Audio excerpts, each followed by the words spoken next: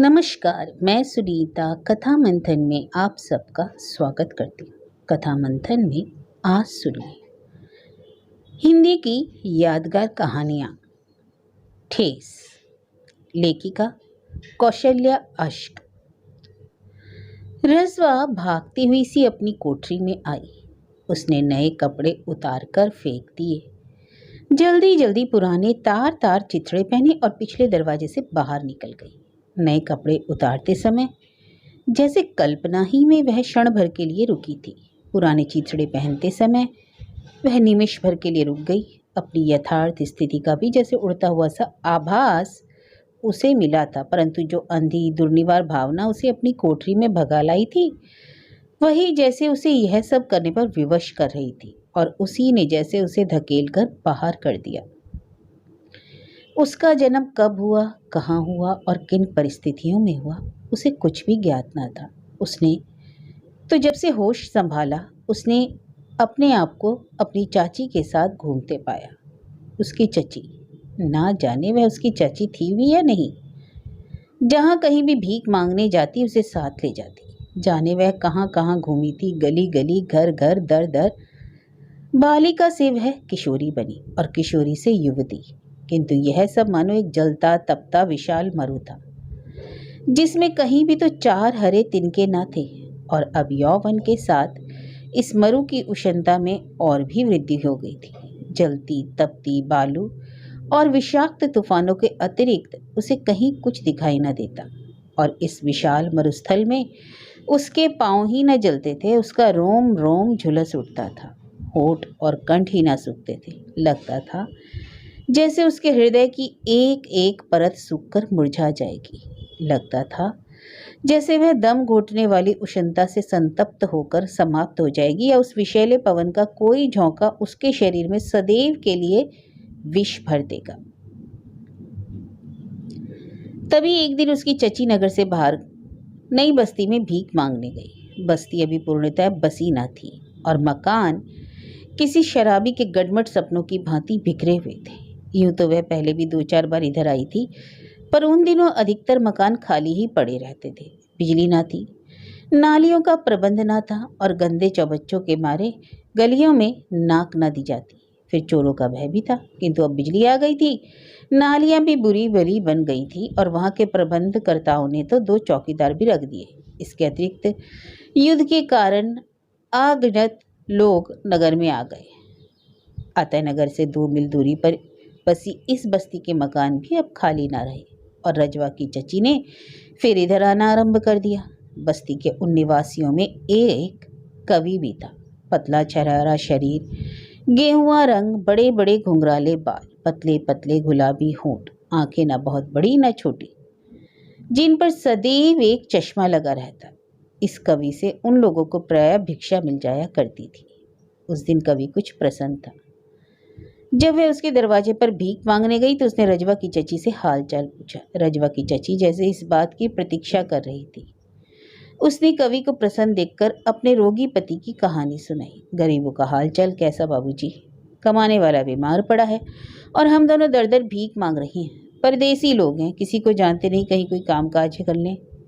कवि की प्रसन्नता हल्के श्वेत बादल सी उड़ गई। उसका मुख गंभीर और उदास हो गया।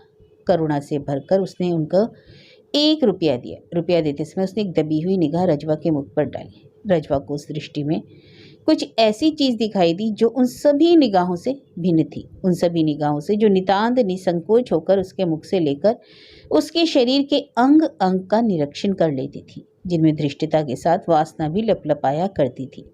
कवि की उस दबी दृष्टि में न धृष्टता थी और न ही वासना थी, तो केवल एक चकित उत्सुकता। और स्वयं रजवा की आंखों में उस सहृदय कवि के लिए श्रद्धा सी उमड़ आई थी। उसका चचा बीमार ना था, वास्तव में उसका तो कोई चाचा ही नहीं था। यही उसके रोग की गाथा। सो चाची को ऐसी कहानियां गढ़ने में अपूर्व दक्षता प्राप्त थी। उसकी कहानियों का कोई अंत ना था। प्रत्येक व्यक्ति के लिए उसके पास एक नई कहानी थी। उसका घर कोयटा के भूचाल में नष्ट हुआ था, बिहार के भूकंप में भी और बंगाल के अकाल में भी।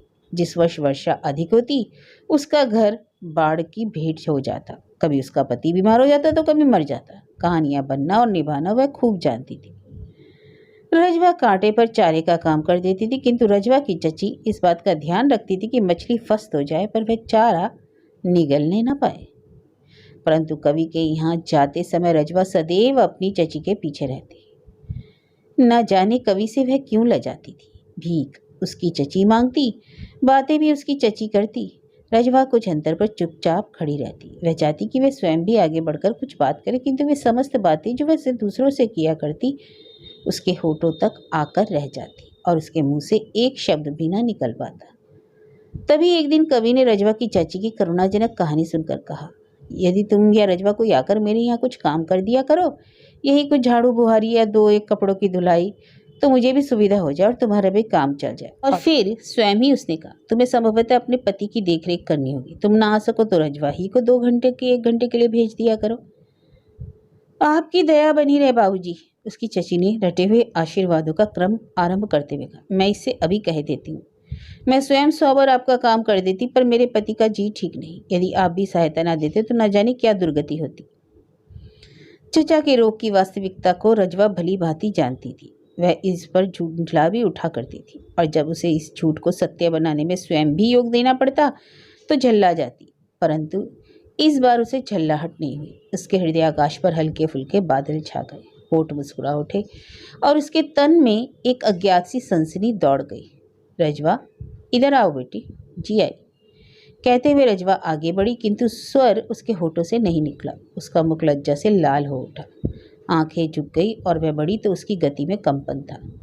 लज्जा की यह अनुभूति उसके लिए एकदम नई थी।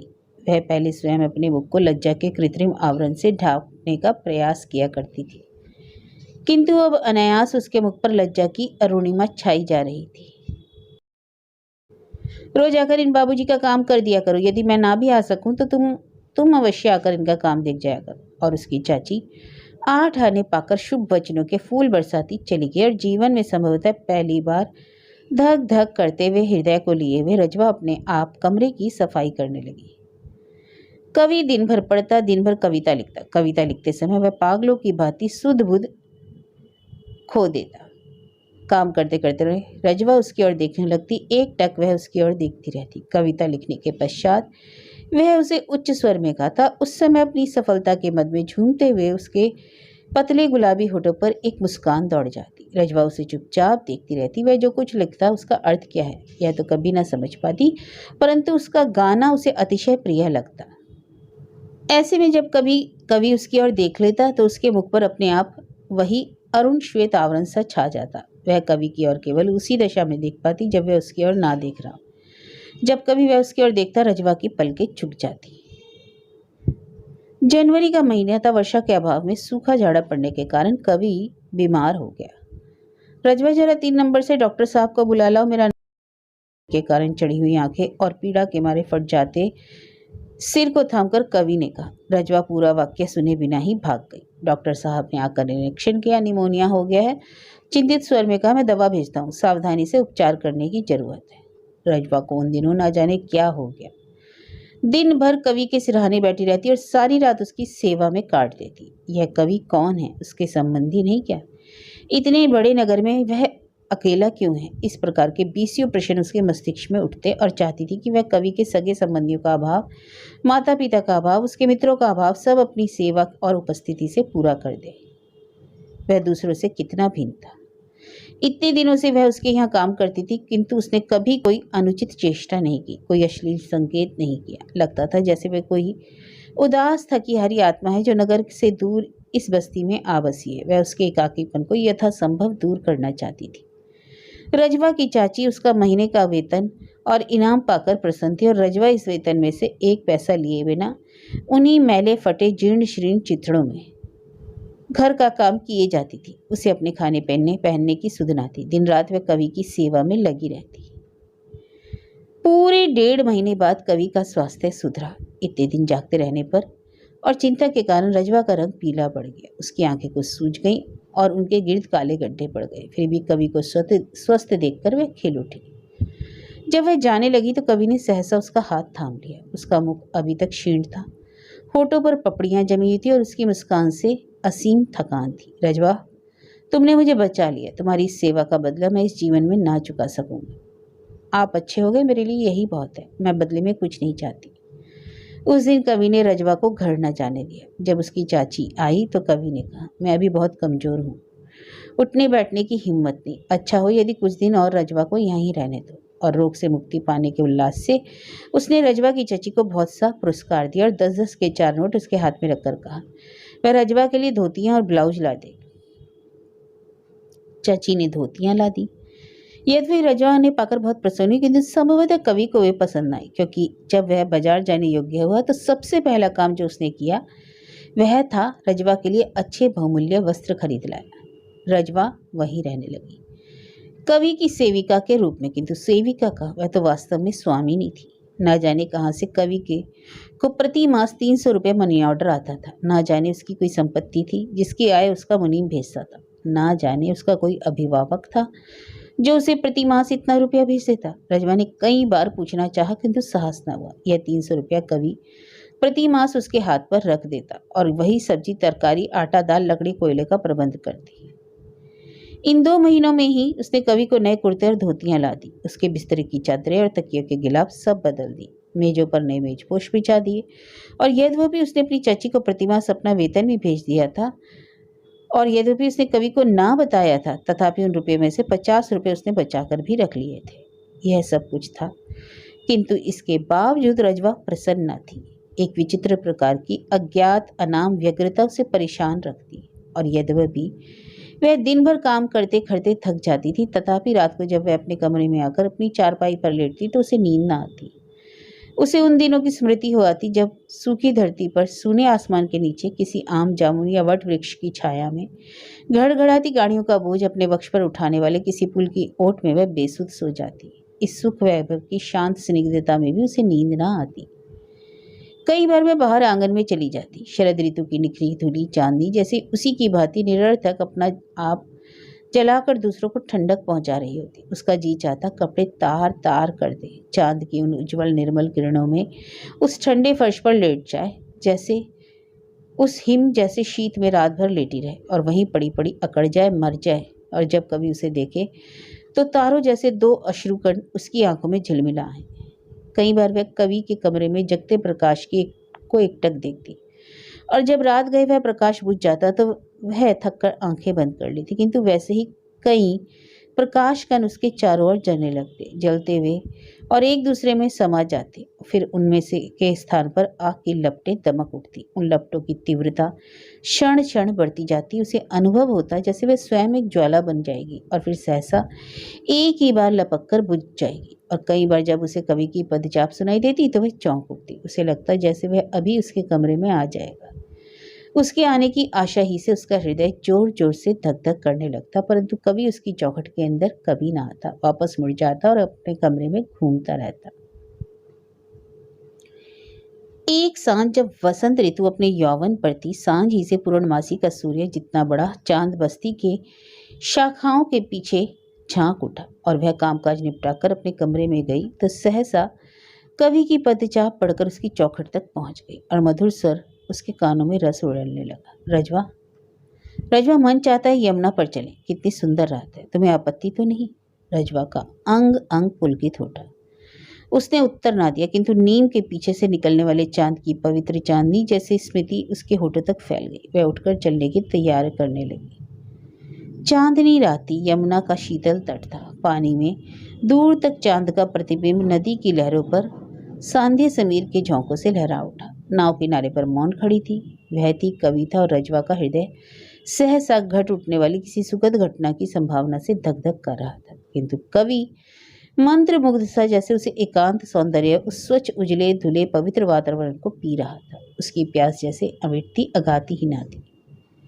रजवा के मन में झुंझलाहट होने लगी। तभी कभी उसकी ओर मुड़ा। रजवा का हृदय धक धक करने लगा, किंतु कवि ने केवल इतना कहा, रजवा, तुम्हें गाना आता है? रजवा मौन रही। उसे लगा कि शीतल बयार चल रही है, नदी की लहरों में चांद झिलमिला रहा है और दूर सामने के तट पर कोयल बोल रही है। फिर वह संभल गई। उसने कहा, मेरा गाना क्या, यूं ही कुछ गुनगुना लेती हूँ, कुछ गाओ। रजवा के मन का संताप मिट गया। कितना आनंद है कवि के इस मधुर मद भरे स्वर में, इतने कोमल सरस अनुरोध पर वह गाते गाते भोर कर सकती थी। और वह गाने लगी मीरा के गीत। गाते गाते तन्मय हुए कवि सुनते सुनते, किंतु कवि का उद्देश्य जैसे तन्मयता के अतिरिक्त और कुछ ना था, क्योंकि जब वह कई गीत गा चुकी तो रवि जी भर रात का सौंदर्य पान कर चुका, तो वह उसे लेकर लौट आया। यद्यपि रजवा थक गई थी, तथापि जब वह अपने कमरे में जाकर बिस्तर पर लेटी तो पलकें भारी न हुए। असीम झुंझलाहट, क्रोध, उकताहट की मिली जुली लहरियां उसके मन सागर में हलचल मचाने लगी। उसका सिर चकरा रहा था और कंठ सूखा जा रहा था। रजवा, देखो, मैंने कल रात के दृश्य को अमर बना दिया। चाय की ट्रे मेज पर रखते हुए रजवा ने पलक उठाकर कवि की ओर देखा। इस बीच में वह कुछ कुछ समझ गई कि कविता क्या होती है, किंतु उसकी दृष्टि में रंच मात्र जिज्ञासा भी न जगी। व्यंग से लिपटा हुआ एक शून्य उसकी आंखों में झलकता रहा। अपने आवेश में कवि ने उस शून्य की वास्तविकता को नहीं जाना। जब वह चाय को प्याली में डालने लगी तो वह कविता सुनाने लगा। रात के अमर सौंदर्य को, लहरों के मदभरे नृत्य को, नदी के शीतल भीगे तट को, चांद और चांद जैसी सुंदरी के सामीप्य को कवि ने शब्दों का लिबास पहना दिया। अभिलाषा उस कविता में जागती थी, किंतु प्रकृति की उस विस्तीर्ण पवित्रता में वह निरर्थक, तुच्छ और हेय प्रतीत होती थी। वह चाहता था जैसे चांद को देख रहा हो, उससे प्रेरणा पा रहा हो, किंतु रजवा ने जैसे कुछ नहीं सुना, कुछ नहीं समझा। एक प्रश्न, जटिल ग्रंथिल, उसके मन को झुंझलाता रहा। जब कविता सुनाकर एक विचित्र उल्लास से चाय का प्याला मुंह से लगाया, कवि ने कहा, रजवा, यह कविता मैंने तुम पर लिखी है। मैं चाहता हूं तुम सदैव मेरे पास रहो, मेरी प्रेरणा पाकर मैं अमर गीतों का सृजन करता रहूं। तो रजवा के मन के प्रश्न को शब्द मिल गए। तो क्या तुमने मुझे इसलिए केवल रख छोड़ा है? उसका स्वर कांप रहा था। कवि को सहसा इसका उत्तर न सूझा। चाय की चुस्की लेते हुए इसने केवल इतना ही कहा, यह ठंडी हो गई है। परंतु उस समय रजवा को ना जाने क्या हुआ, एक प्रचंड तूफान उसके मस्तिष्क में उठा। आकृतियां, प्रश्न, जीवन की यथार्थ समस्या, सब कुछ जैसे उसमें उड़ चले। उसके मस्तिष्क के आकाश पर अंधेरा छा गया। वह ट्रे हाथ में लिए उठी, अपने कमरे में जाकर उसने उसे पटक दिया और जल्दी जल्दी वह अपने नए कपड़े उतारने लगी। 10-15 मिनट तक जब वह ना आई तो चकित सा होकर कवि रसोई घर में पहुंचा। रजवा वहां ना थी। वह उसके कमरे में गया। खिड़की में ट्रे रखी थी, फर्श पर कपड़े बिखरे थे और उन पर 50 रुपए के नोट और कुछ पैसे बिखरे पड़े थे।